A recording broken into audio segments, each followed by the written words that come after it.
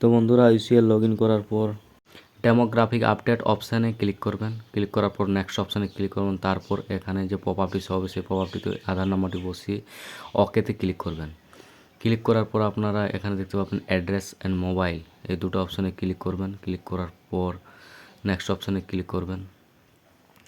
তারপর এখানে যে কাস্টমারের ফিঙ্গারটি ক্যাপচার করবেন। কাস্টমারের ফিঙ্গারটি ক্যাপচার হয়ে যাওয়ার পর অথেন্টিকেটে ক্লিক করবেন। তারপর ফাইন্ডিং হয়ে যাওয়ার পর নেক্সট পরবর্তী পেজে নিয়ে আসবে। পরবর্তী পেজের আপনারা এখানে নেক্সট করবেন।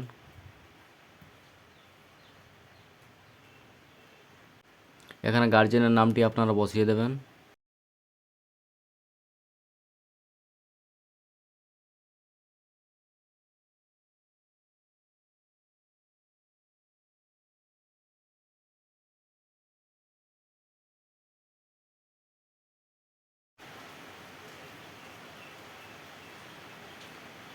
এখানে পিনকোডে চলে আসবেন। পিনকোডে আপনাদের পিনকোডটি টাইপ করে নেবেন। তারপর এখানে ভিলেজটি সিলেক্ট করে নেবেন। তারপর উপরে পোস্ট অফিস, সেই পোস্ট অফিসটি এখানে আপনারা সিলেক্ট করবেন। সিলেক্ট করে নেওয়ার পর এখানে যে বাংলা যে অক্ষরগুলি রয়েছে সেগুলো এখানে অ্যাডজাস্ট করে নেবেন। করে নেওয়ার পর উপরে যে এরিয়া বা লোকালিটি সেটা যদি দিতে চান তো এখানে বসিয়ে দেবেন।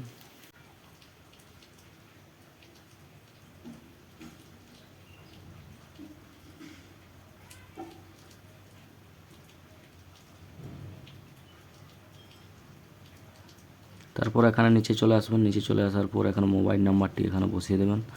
বসিয়ে দেওয়ার পর ভ্যালিডেট ওটিপিতে ক্লিক করবেন।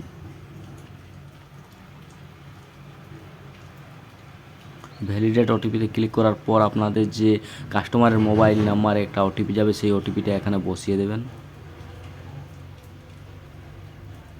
বসিয়ে দেওয়ার পর ভেরিফাইতে ক্লিক করবেন। ভেরিফাই হয়ে যাওয়ার পর ক্লোজ করে দেবেন। তারপর এখানে নেক্সট অপশানে ক্লিক করবেন।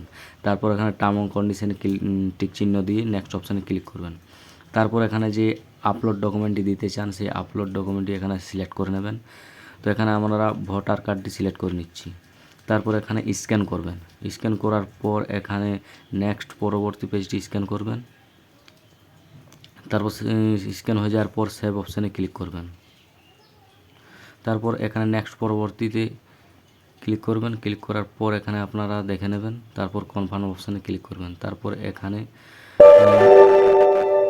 অপারেটর অথেন্টিকেট করবেন। তারপর কনফার্ম অপশানে ক্লিক করবেন। তারপর এখানে স্লিপ কপিটি এখান থেকে প্রিন্ট করে নেবেন। প্রিন্ট করে নেওয়ার পর ভ্যালিডেট কোডটি প্যাক কোডটি বসিয়ে দেওয়ার পর ভেরিফাই অপশানে ক্লিক করবেন।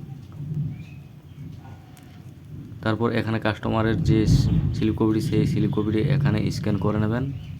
স্ক্যান করে নেওয়ার পর সেভ অপশানে ক্লিক করবেন। তারপর ফর্মটি আপনারা এখান থেকে স্ক্যান করবেন। স্ক্যান করে নেওয়ার পর আপনারা সেভ করবেন।